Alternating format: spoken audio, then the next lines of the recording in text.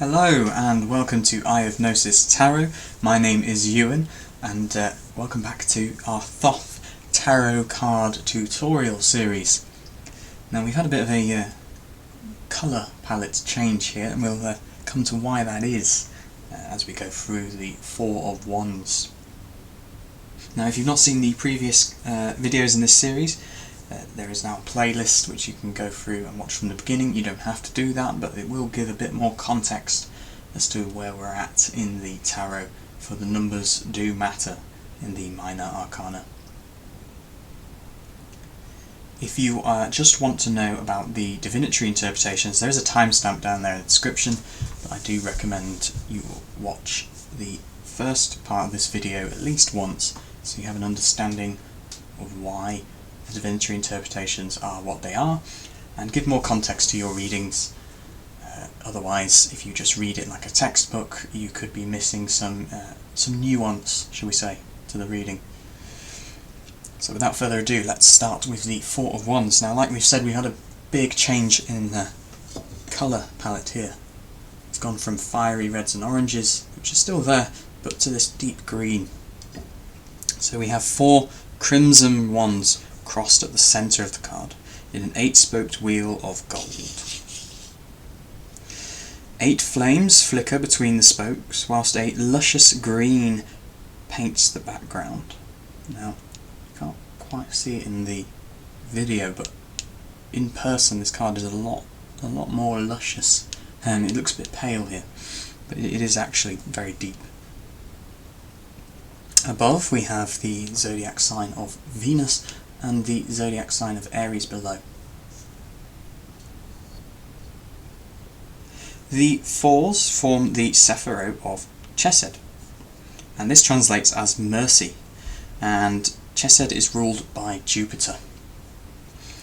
4 represents a significant change because it is the first individualized number after the concept of the triad. So if the triad is the first real thing in the universe, the 1, 2 and 3, the triangle, the 3 in 1, the Trinity, if that is the supernal triad as it's known in Kabbalah, if that is the real first thing, then 4 is an expansion of that.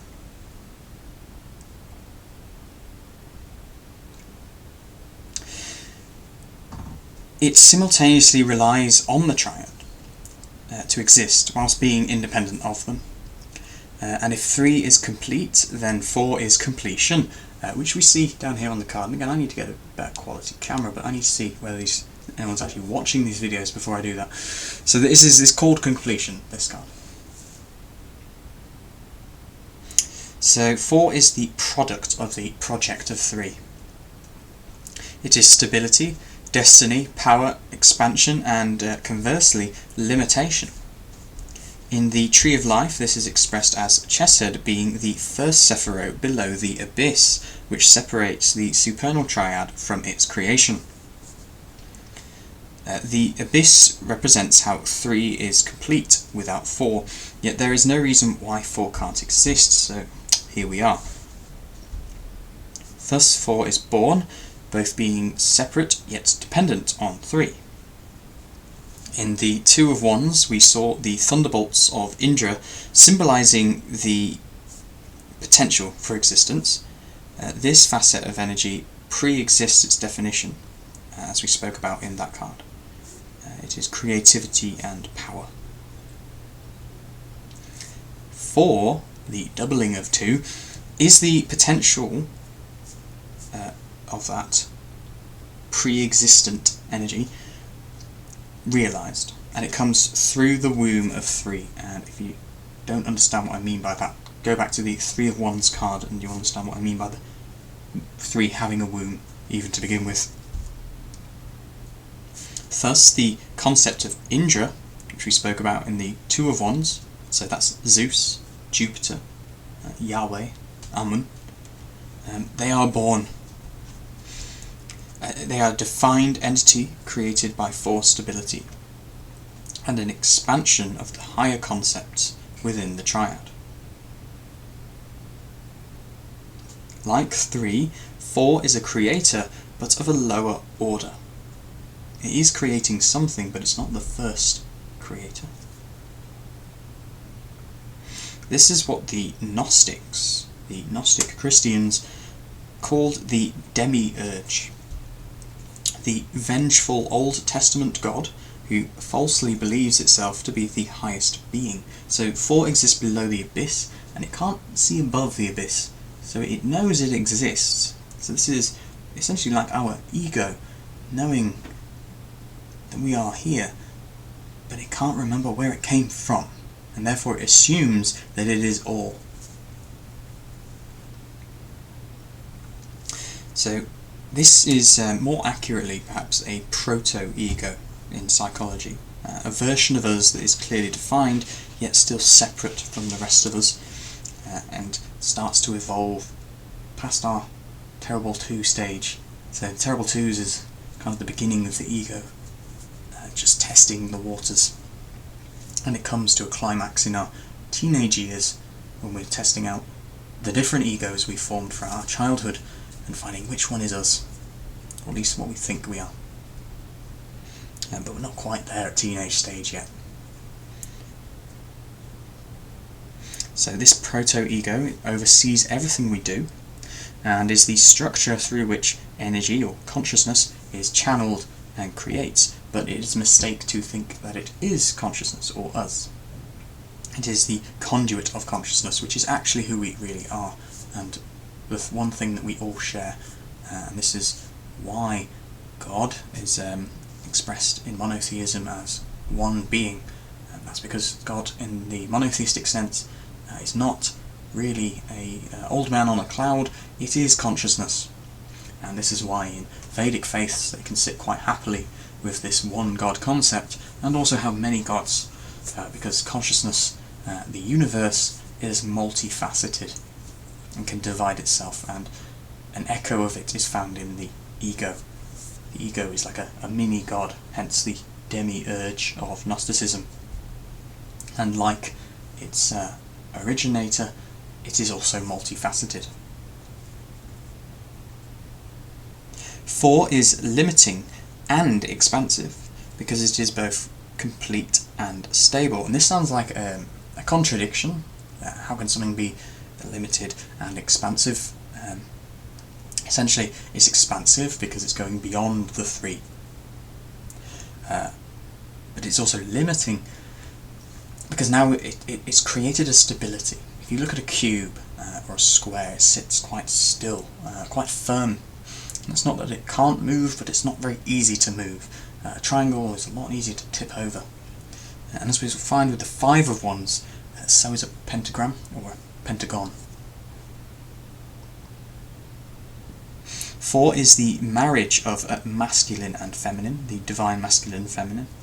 And like a marriage, it is both complete and creates stability for more to come, whether that be for good or ill. However, there is no pressure yet to create any more than the marriage, so there can also be stagnation. So it's both the honeymoon period and after the honeymoon period. Fortunately, the wands represent energy, so the 4 can maintain this honeymoon period for much longer than it can do in other suits. And when we come to the 4 in the cups and the swords and the pentacles, we'll see that whilst they have different degrees of dignity, really the 4 of Wands is the most well dignified of the 4. It's the easiest to work with. It has stamina, let's put it that way. So we'll just go to a bit of the symbolism now of the card. So the union of the divine feminine and the divine masculine is symbolised in the 4 of Wands by these doves and the ram's heads at the top of each of the wands. So Venus, which we see here, is the divine feminine in alchemy, and she is represented here by these lovely white doves, associated with peace in many religions and purity. And meanwhile, if we look here we have the ram's heads, which are just like the sign of Aries are associated with Aries. If you look at the sign of Aries, it looks like a ram. Yeah. Now, in the last card, we talked about how signs can be ruled by a planet, they can be exalted in a planet, and then there's some that have a detriment in a planet. And here we see Venus is in its detriment within Aries, or at least it should be. However, the quality of the Divine Feminine within the suit of Wands is so pure that the tact and gentleness of Venus is needed here for Aries to create something stable. Aries is the ultimate masculine, it is just doing for doing's sake. But here the ultimate being, that is the Divine Feminine, is allowing Aries to do in a way that allows it to be. And this creates harmony. Thus the two are happy and harmonious here together, ready to create the demiurge, kind of, they don't know it yet, but the devil's son, literally, which we'll find out in later cards. Matter has not formed yet, but the stable energy it relies upon has been established. This energy is represented by the red wands here. Now, red is associated with Aries and Mars. And the fertility of 4 is expressed in this wonderful deep green, which again is better to see in person. And that's also an association with Venus and the sign that Venus rules, which is Taurus. Lady Harris uses the green in the background as a way of portraying the all-pervading nature of the Divine Feminine, the being. It's in the background not because it's lesser, but because it is everything. Meanwhile, the wands, they really represent that more focused doing nature of the Divine Masculine, and we see here that each of the wands is perfectly balanced. For every ram we have a dove. Yeah. Meanwhile, the wheel is a universal expression of unity, the circle, as well as the ever-turning cycle of creation. The 8 spokes here, created by the 4 wands, share close parallels with the wheel of Dharma in Vedic and Buddhist traditions. Now, Dharma can be translated as cosmic law, or more specifically, that which brings harmony and the order and custom that sustains life.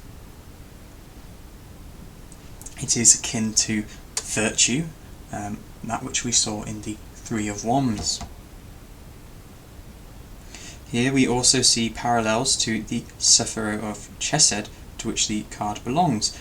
For in Buddhism, Dharma includes 4 noble truths and the noble eightfold path, and not only does this link again to the card's symbolism here, but as we'll see when we get to the number 8, 8 is a very stable number. It's in fact so stable it's static.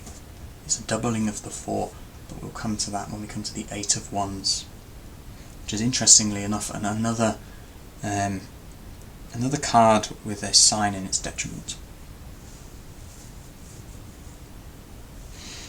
So now we're going to go move on to the divinatory interpretations of this card. The 4 of Wands represents the perfect creation. It is the first tangible thing and a union of opposites.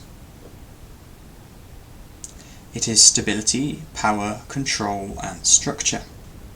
When well dignified, the 4 of Wands represents balance, settlement, a completed project, rest, celebration, union and even marriages. And that can be marriage in any context, not just the literal type.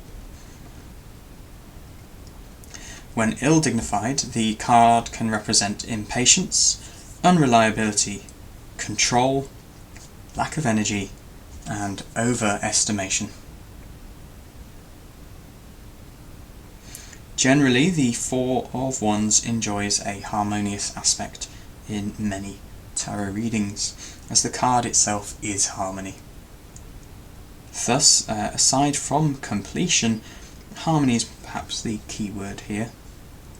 All is in balance and ready for the tangible creation to begin, but it's not all wonderful flowers and daisies, as we'll see in the next card. So thank you very much for watching the video, and I hope you've enjoyed and learnt something here today. If you have, please hit that like button below and subscribe to the channel. If you hit the bell icon, you won't miss the future videos covering not only the Thoth Tarot, but also we're doing tarot tutorials on different readings, as well as specific readings for each of the signs each month, and they will be coming in due order. So I hope you are all doing well wherever you are in the world, and may peace be with you all, and goodbye.